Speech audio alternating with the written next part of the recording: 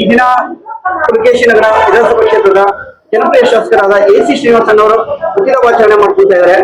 ತುಂಬಾ ಎಲ್ಲರೂ ಬಂದು ಶುಭಾಶಯ ಕೋರಿದ್ದಾರೆ. ಅವ್ರ ಬಗ್ಗೆ ಹೇಳಿ ಅಣ್ಣ. ನಮ್ಮೆಲ್ಲರ ಅಚ್ಚುಮೆಚ್ಚಿನ ನಾಯಕರಾದಂತ ಎಸಿ ಶ್ರೀನಿವಾಸ್ ಅವರಿಗೆ ಹುಟ್ಟುಹಬ್ಬದ ಶುಭಾಶಯಗಳು. ಮತ್ತೆ ಈ ಸಲ ಸ್ವಲ್ಪ ಗ್ರ್ಯಾಂಡ್ ಆಗಿ ಮಾಡ್ಬೇಕಾಗಿತ್ತು. ಅನ್ಫಾರ್ಚುನೇಟ್ಲಿ ಏನಾಯ್ತಂದ್ರೆ ಕೆಲವೊಂದು ಕಾರಣಾಂತರದಿಂದ ಸ್ವಲ್ಪ ಸ್ಲೈಟ್ ಆಗಿ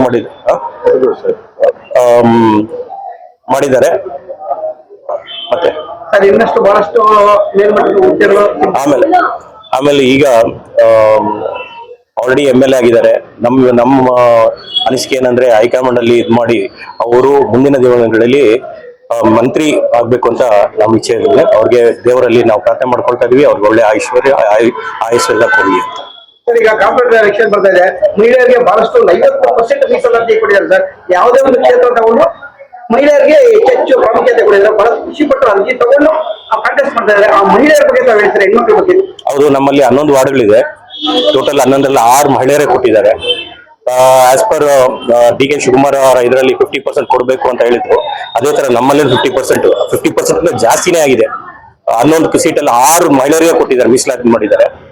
ಅದರಿಂದ ನಮ್ಮ ಕಾಂಗ್ರೆಸ್ ಗವರ್ಮೆಂಟ್ಗೆ, DK ಶಿವಕುಮಾರ್ ಅವರಿಗೆ, ಸಿದ್ದರಾಮಯ್ಯ ಅವರಿಗೆ ಎಲ್ರಿಗೂ ಧನ್ಯವಾದ ಹೇಳ್ತಾರೆ. ಸರ್, ಮುಂದೆ ಒಂದು ಸರ್ ಕಡೆಯದೊಂದು ಪ್ರಶ್ನೆ ಅಂತಲ್ಲ, ಒಂದು ವಿನಂತಿನೇ ಸರ್. ಏನಿದೆ 5 ಗ್ಯಾರಂಟಿ ಸರ್, ಬಡವರಿಗೋಸ್ಕರ 80 ರಿಂದ 90 ಸಾವಿರ ಕೋಟಿ ಮೀಸಲಿಟ್ಟಿದ್ದಾರೆ.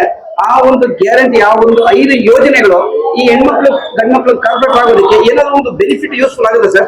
ಗ್ಯಾರಂಟಿ ನಮ್ಮಲ್ಲಿ ಪ್ರತಿ ತಿಂಗಳು 25 ಕೋಟಿಯಿಂದ 30 ಕೋಟಿ ತನಕ ಬರ್ತಾ ಇದೆ ಅನುದಾನ. ಇದರಿಂದ ನಮ್ಮಲ್ಲಿ ಸಾಕಷ್ಟು ಬಡ ಮಹಿಳೆಯರಿದ್ದಾರೆ. ಅವ್ರಿಗೆ ಒಂದು ಈ ಹಣ ತುಂಬಾ ಉಪಯೋಗ ಆಗಿದೆ. ಅವ್ರಿಗೆ ಎಜುಕೇಶನ್ಗಾಗ್ಲಿ, ಬಿಸ್ನೆಸ್ಗಾಗ್ಲಿ ತುಂಬಾ ಅವ್ರಿಗೆ ಇಂಪಾರ್ಟೆಂಟ್ ಇದಾಗಿದೆ. ಅದೊಂದು ಅಲ್ಲ, 2,000 ರೂಪಾಯಿ ಅಂತಾನೆ ಅಲ್ಲ, ಅವ್ರ ಮಹಿಳೆಯರಿಗೆ ಆಲ್ಮೋಸ್ಟ್ ಎಲ್ಲ ಬಸ್ಗಳು ಫ್ರೀ ಇದೆ. ಅದರಿಂದ ಅವ್ರಿಗೆ ತುಂಬಾ ಇದಾಗಿದೆ. 200 ಯೂನಿಟ್ ಬೇರೆ ಫ್ರೀ ಕೊಟ್ಟಿದ್ದಾರೆ ಮನೆಗಳಲ್ಲಿ. ಅದಕ್ಕೂ ಸಾಕಷ್ಟು ನನಗೊತ್ತು 24 ಗಂಟೆ 25 ಗಂಟೆ ಬಂದಿದೆ. ನನಗೂ 48 ರಿಂದ 50 ಸಾವಿರ ರೂಪಾಯಿ ತನಕ ಆಲ್ರೆಡಿ ಪ್ರತಿ ಕುಟುಂಬಕ್ಕೂ ಬಂದಿದೆ. ಇದರಿಂದ ತುಂಬಾ ಬೆನಿಫಿಟ್ ಆಗಿದೆ. ಅದು ಪುಲಕೇಶಿ ನಗರಗಂತೂ ಇದು 100% ಬೆನಿಫಿಟ್ ಆಗಿದೆ.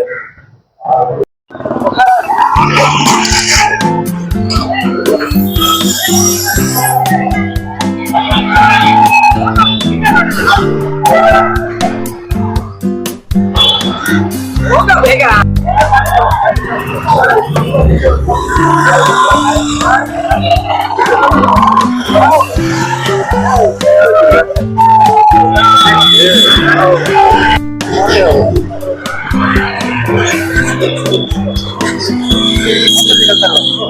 ಕಳಿಸಿ.